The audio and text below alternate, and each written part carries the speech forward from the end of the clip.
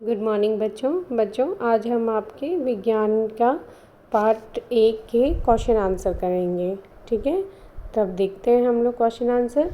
तो पहला क्वेश्चन है, ये क्वेश्चंस आपको एक बार मैंने पहले भी भेजे थे पर बच्चों ने दोबारा कहा कि मैम दोबारा भेज दीजिए, इसलिए मैंने इनको इस बार वाले क्वेश्चंस में भी इंक्लूड कर लिया है। तो पहला क्वेश्चन जो है, पोषक तत्वों के नाम लिखो। ये वाले क्वेश्चंस जो हैं मैं आपको पहले समझा चुकी हूँ, सिर्फ इस बार इनको रीड कर रही हूँ। दूसरा क्वेश्चन है, मानव तथा अन्य प्राणी प्रत्यक्ष एवं परोक्ष रूप से किस पर निर्भर हैं।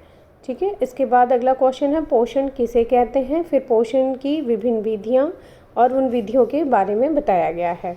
ठीक है, इसके बाद जो अगले क्वेश्चन हैं हमारे कि पादप की जो खाद्य फैक्ट्रियां हैं वो हम किन्हें कहते हैं और किस तरह से प्रकाश संश्लेषण का कार्य होता है, वह सारे क्वेश्चन इसमें दिए हुए हैं। ठीक है, इसके बाद जो अगला क्वेश्चन हमारा आता है, परजीवी किन्हें कहते हैं।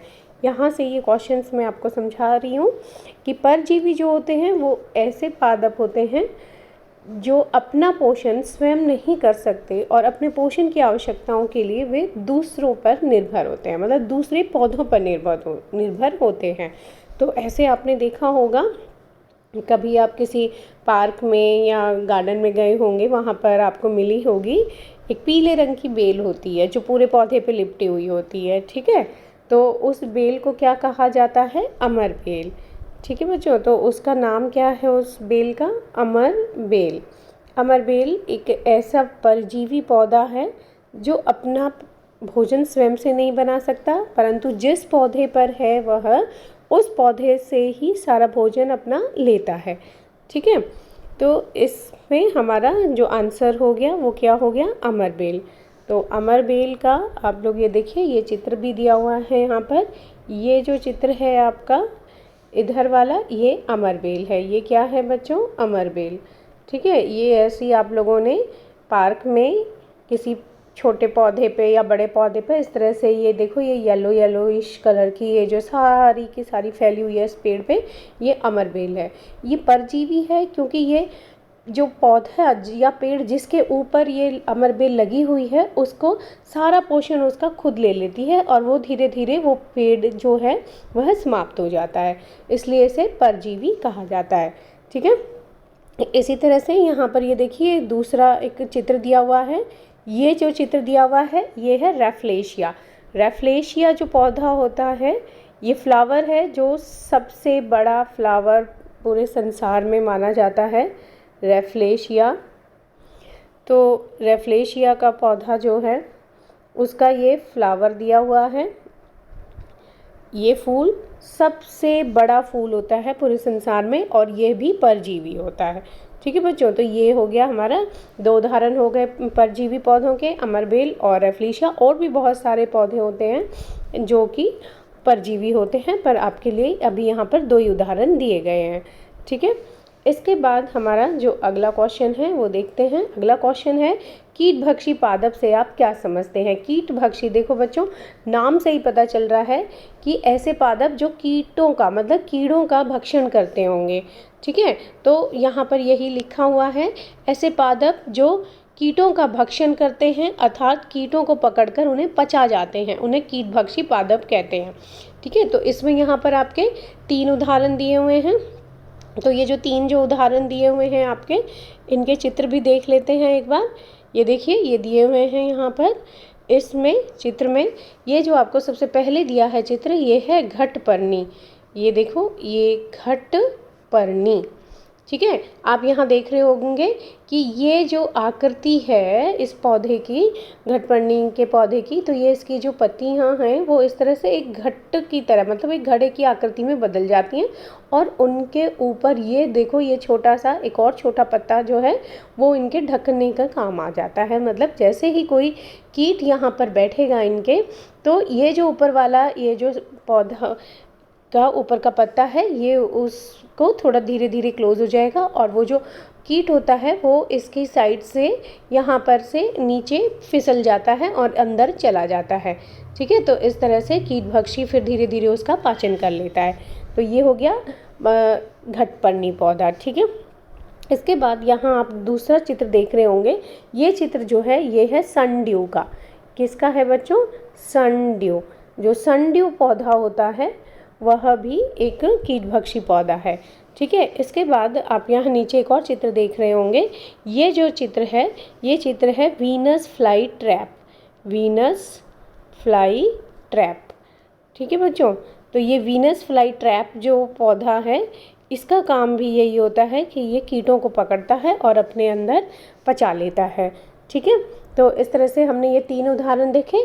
घटपर्णी पहला उदाहरण था हमारा, घटपर्णी दूसरा उदाहरण हमारा सनड्यू, और तीसरा है वीनस फ्लाई ट्रैप, ठीक है। तो इसके बाद देखो, आपको ये देखो ये चित्र दिखाई दे रहे हैं यहाँ पर, ये सनड्यू का चित्र जिसमें ये मक्खी जो है इसको ये अपने अंदर ले जाने की कोशिश कर रहा है और इसको पचा लेगा। ऐसे ही यहाँ दूसरे चित्र में देखो, ये किस चीज़ का चित्र है? ये है वीनस फ्लाई ट्रैप का। इसमें भी ये जो मक्खी है, ये जो मक्खी है इसको ये अपने अंदर पचा रहा है, ठीक है। तो इस तरह से हमने देखा कि विभिन्न कीटभक्षी पौधे जो होते हैं वो कीड़ों को पकड़कर अपने अंदर ले जाते हैं और उनको पचा लेते हैं, ठीक है। तो इस तरह से उनका भोजन यानी वो अपना पोषण करते हैं, ठीक। इसके बाद अगला क्वेश्चन है मृतजीवी पोषण किसे कहते हैं, ठीक है। तो मृतजीवी, देखो इसके नाम से ही इसके भी पता चल रहा है कि वह पोषण प्रणाली जिसमें जीव किसी मृत या विघटित जैविक पदार्थों से पोषक तत्व प्राप्त करते हैं, उन्हें हम मृतजीवी पोषण कहते हैं, ठीक है। तो अब ऐसे मृतजीवी पोषण वाले भी कुछ पौधे होते होंगे, ठीक है। तो ऐसे ही अगला क्वेश्चन में यही है कि मृतजीवी पादप जो होते हैं उनसे आप क्या समझते हैं। तो ऐसे पादप जो मृतजीवी पोषण प्रणाली का उपयोग करते हैं उन्हें ही हम कहेंगे मृतजीवी ही पादप, ठीक है।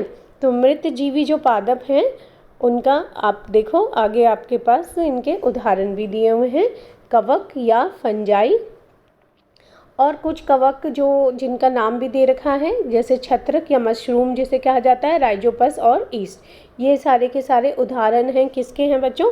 ये सारे मृतजीवी के उदाहरण हैं, ठीक है। तो अब यहाँ पर आप इसको और अच्छे से इनके चित्र देख सकते हो। जैसे देखो ये आपने ब्रैड देखी होगी, ये ब्रैड जो होती है घरों में कई बार नहीं ध्यान देते हैं या वर्षा ऋतु में अगर हम लोग उसे छोड़ दें तो वो इस तरह की हो जाती है, ठीक है। तो ये अब जो ये इसमें हरे हरे काले काले रंग की ये जो उग गई है इसको कहा जाता है फुई या फिर कवक, ठीक है। ये इसे इंग्लिश में कहते हैं फंजाई। तो अब ये देखो आप ये साइड वाले चित्र में ये बिल्कुल इसको यहाँ से माइक्रोस्कोप में इस चित्र को दिखाया हुआ है कि यानी सूक्ष्मदर्शी की सहायता से जब इस ब्रेड के ऊपर लगे हुए कवक को देखा जाता है तो वो इस तरह का ये दिखाई देता है, ठीक है। तो ये है कवक जो कि हमारे लिए नुकसानदायक होता है और ऐसी ब्रेड जो हो जाती है उसको हमें खाना कभी भी नहीं चाहिए, ठीक है बच्चों। तो ये हमारे क्या हैं? मृतजीवी, जो मरे हुए मतलब कि सड़े गले पदार्थों पे उगाते हैं उनको हम मृतजीवी कहते हैं, ठीक है। तो इसके अलावा ये देखो ये दूसरे चित्र में दिखाया हुआ है, ये आप लोगों ने बहुत देखा होगा, बच्चे इसे आम भाषा में सांप की छतरी कह देते हैं। तो ये देखो ये जो चित्र दिए हुए हैं, ठीक है, ये आपने बहुत देखे होंगे। तो इनको एक्चुअल में इनका नाम क्या है? छत्रक। क्या नाम है? छत्रक। और इनको इंग्लिश का वर्ड है इनके लिए मशरूम। क्या कहते हैं बच्चों? मशरूम, ठीक है।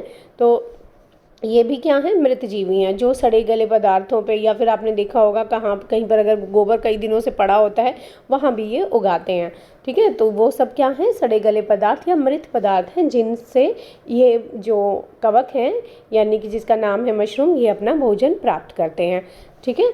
तो इस तरह से हमने देखा कि विभिन्न मृतजीवी अपना भोजन कैसे प्राप्त करते हैं।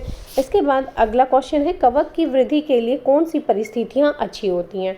तो अब हमने देखा था कि ब्रैड जो होती है वो किस मौसम में अच्छे से मतलब कि उस पर कवक उगती है, जब वहाँ पर वर्षा ऋतु होती है। वर्षा ऋतु में क्या हो जाता है? नमी आ जाती है, नमी के कारण वो जो ब्रैड है उसके ऊपर कवक उगाती है। तो अच्छी परिस्थितियाँ कौन सी हुई? यही हुई कि कवक नम और उष्ण स्थान पर आसानी से उगते हैं, इसलिए वर्षा ऋतु कवक की वृद्धि के लिए सबसे अच्छी परिस्थितियाँ प्रदान करती है, ठीक है। इसके बाद अगला क्वेश्चन हम लोग देखते हैं सहजीवी संबंध किसे कहते हैं। सहजीवी, अब यहाँ भी आप लोग नाम से ही देखो पता चल रहा है कि दो जीव होंगे जो मतलब साथ साथ जी रहे हैं, ठीक है। तो ऐसे जीव जो होते हैं वे एक दूसरे पर निर्भर होते हैं। उनमें से एक जीव जो होता है वह अपना आवास यानी कि अपने रहने का स्थान और पोषक तत्व जो है वो मतलब कि दूसरे को देता है, और जो मतलब कि एक दूसरे को वो जो है अपना आवास और पोषक तत्व आपस में बांटते हैं। तो इसमें जैसे उदाहरण दिया हुआ है, आप देखो कि कुछ कवक जो होते हैं वृक्ष की जड़ों में रहते हैं। वो वहाँ से कवक जो है खुद से अपना भोजन नहीं संश्लेषित कर सकते, तो वो वृक्ष जो हैं उनसे अपना पोषण प्राप्त करते हैं और उस वृक्ष के साथ रहकर वो सहजीवन व्यतीत करते हैं। ऐसे ही दूसरा एग्जाम्पल दिया हुआ है लाइकेन का। लाइकेन भी यही काम करते हैं कि वो अपना एक दूसरे के साथ मिलकर रहते हैं। अब लाइकेन जो होता है उसमें एक्चुअल में कौन से पौधे होते हैं, तो यही हमारा अगला क्वेश्चन है कि लाइकेन क्या होता है। तो लाइकेन देखो, इसमें दो भागीदार होते हैं। दो भागीदार में एक होता है शैवाल, दूसरा होता है कवक। जो कवक होता है वो शैवाल को क्या देता है, रहने का स्थान, मतलब उसका आवास, जल, और साथ में वो उसको पोषक तत्व जो ज़मीन से लेते हैं कवक वो भी उसको प्रदान करता है। ठीक है। अब इन सब चीज़ों को लेकर जो शैवाल है वो प्रकाश संश्लेषण के माध्यम से भोजन संश्लेषित करता है, क्योंकि शैवाल जो होते हैं उनमें क्लोरोफिल होता है, तो इसलिए वो अपना भोजन स्वयं संश्लेषित कर सकता है। तो जो भोजन बन जाता है, जो कार्बोहाइड्रेट के रूप में जो भोजन बनता है, उस भोजन को वह कवक को भी प्रदान कर देता है। तो इस तरह से कवक और शैवाल दोनों मिलकर एक जगह पर रहते हैं और उस संरचना को हम कहते हैं लाइकेन। ठीक है। आप लोगों ने देखा होगा बच्चों, ये देखो मैं आपको ये चित्र दिखाती हूँ। ये देखिए, ये जो चित्र है ये आपका लाइकेन का है। ये किसका चित्र है बच्चों, लाइकेन। ये जो पेड़ है, जैसे इसके साथ में ये कवक और शैवाल जो हैं ये उगाई हैं। ये देखो यहाँ पर, ये आपको और अच्छे से दिखेगा, ये ग्रीन कलर की जो है ये शैवाल है। ठीक है। तो यहाँ पर क्या हुआ है, जो पेड़ की जो छाल होती है उसके ऊपर आपने कई बार देखा होगा ये इस तरह की संरचनाएं उग जाती हैं जिन्हें लाइकेन कहा जाता है। ठीक है। यहाँ कवक और शैवाल दोनों मिलकर आपस में सहजीवन व्यतीत करते हैं, मतलब उनके बीच में सहजीवी संबंध होता है। एक आवास देता है और साथ में जल देता है। ठीक है। और दूसरा उसको पोषक तत्व, मतलब कि जो भोजन बन गया है कार्बोहाइड्रेट के रूप में, वो दोनों फिर बांट के आपस में खा लेते हैं और अपना जीवन व्यतीत करते हैं। ठीक है। तो इस तरह से हमने देखा कि लाइकेन की संरचना। ठीक। अब हम अगला क्वेश्चन देख लेते हैं। अगला क्वेश्चन क्या है, वायुमंडलीय नाइट्रोजन का स्थिरीकरण करने वाले किसी एक जीव का नाम बताएं। तो वायुमंडल नाइट्रोजन का जो स्थिरीकरण करते हैं उसमें जो जीव है वह है राइजोबियम। क्या नाम है उसका, राइजोबियम जीवाणु। ठीक है। तो राइजोबियम जीवाणु जो होते हैं वो एक्चुअल में रहते कहाँ हैं, जो कि वायुमंडल की नाइट्रोजन का स्थिरीकरण करते हैं। ठीक है बच्चों। तो इसके लिए अगला क्वेश्चन आप लोग देखो, उसमें आपको इसका आंसर भी मिल जाएगा कि राइजोबियम जो बैक्टीरिया या जीवाणु जो होते हैं वो फलीदार पौधे, जो फलीदार पादप होते हैं उनकी जड़ों में पाए जाते हैं। मतलब फलीदार कौन से, जैसे चना हो गया, मटर हो गया, मूंग, सेम, ये अधिकतर क्या है, दलहन की फसल है। ठीक है। इनके जड़ों में ये जीवाणु पाए जाते हैं।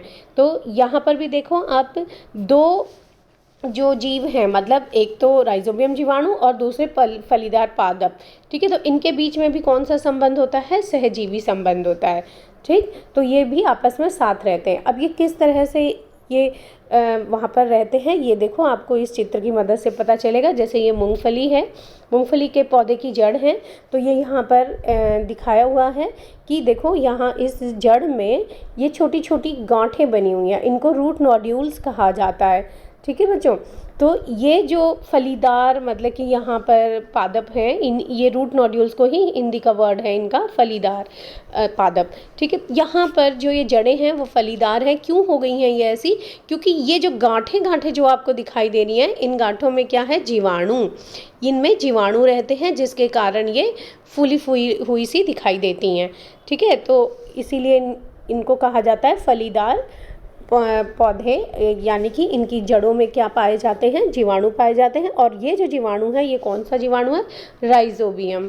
राइजोबियम जो बैक्टीरिया होते हैं वो इन जड़ों में रहते हैं और जो वायुमंडल की नाइट्रोजन है उसको ये स्थिरीकरण करते हैं। स्थिरीकरण मतलब कि वायुमंडल की जो नाइट्रोजन है उसको पौधे उसी रूप में, मतलब उस नाइट्रोजन के रूप में प्रयोग नहीं कर सकते, उसको ये राइजोबियम बैक्टीरिया बदल देते हैं एक सरल रूप में, जिसे कहा जाता है नाइट्रेट। तो वो नाइट्रेट में जब बदल जाती है नाइट्रोजन तो उसको पौधा अपने पोषण के लिए यूज़ कर सकता है।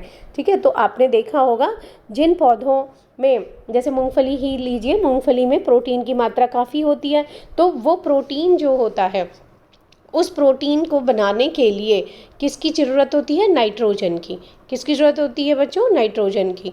तो वो नाइट्रोजन किस रूप में पौधों को मिली? नाइट्रेट के रूप में। देखो, जब प्रकाश संश्लेषण की प्रक्रिया होती है तो प्रकाश संश्लेषण की प्रक्रिया से जो पदार्थ, विभिन्न पदार्थ मिलते हैं वो कौन कौन से मिलते हैं? जैसे प्रकाश संश्लेषण में कार्बोहाइड्रेट पौधे अपने लिए बनाते हैं। ठीक है, तो कार्बोहाइड्रेट जो पौधे बनाते हैं उनमें क्या क्या होता है? उनमें होता है कार्बन, हाइड्रोजन, और ऑक्सीजन। ठीक है, तो कार्बन, हाइड्रोजन और ऑक्सीजन के अलावा जब प्रोटीन कोई पौधा बना रहा होता है तो उसे नाइट्रोजन की भी आवश्यकता होती है। ठीक है, तो कार्बन, हाइड्रोजन, ऑक्सीजन के अलावा जो पौधे को ज़रूरत होती है वो किसकी होती है फिर प्रोटीन के लिए? नाइट्रोजन की। तो वो नाइट्रोजन जो है, ये जो लेग्यूमिनस प्लांट्स होते हैं यानी कि जो फलीदार पौधे होते हैं, वो नाइट्रोजन वायुमंडल से लेकर उसको नाइट्रेट में बदल देते हैं और जिसे पौधे आसानी से यूज़ कर सकते हैं। ठीक है, तो इस तरह से वो प्रोटीन बनाते हैं। ठीक, तो आपने देखा मूंगफली जो होती हैं उनमें काफ़ी प्रोटीन होता है, या फिर दालें जो बच्चों को कहा जाता है बच्चों को दालें खानी चाहिए, तो उनमें भी काफ़ी मात्रा में प्रोटीन होता है। तो वो इस तरह से नाइट्रोजन का प्रयोग करके उस प्रोटीन को बनाते हैं। ठीक है बच्चों, तो आज के लिए हमारा इतना ही काफ़ी है। आप ये सभी प्रश्न जो हैं अच्छी तरह से अपनी कॉपी में लिखिएगा। ठीक है, तो लास्ट क्वेश्चन भी हम लोग कर चुके हैं। राइजोबियम जीवाणु और फलीदार पादपों में कौन सा संबंध है? तो वो सहजीवी संबंध है। ठीक है बच्चों, तो आप ये सारे क्वेश्चंस करिएगा। इसके बाद अगली बार हम करेंगे अभ्यास के प्रश्न। ठीक है, धन्यवाद। और चैनल को सब्सक्राइब यानी कि बेल आइकन ज़रूर दबा दीजिएगा, लाइक, कमेंट और शेयर कर दीजिएगा। धन्यवाद।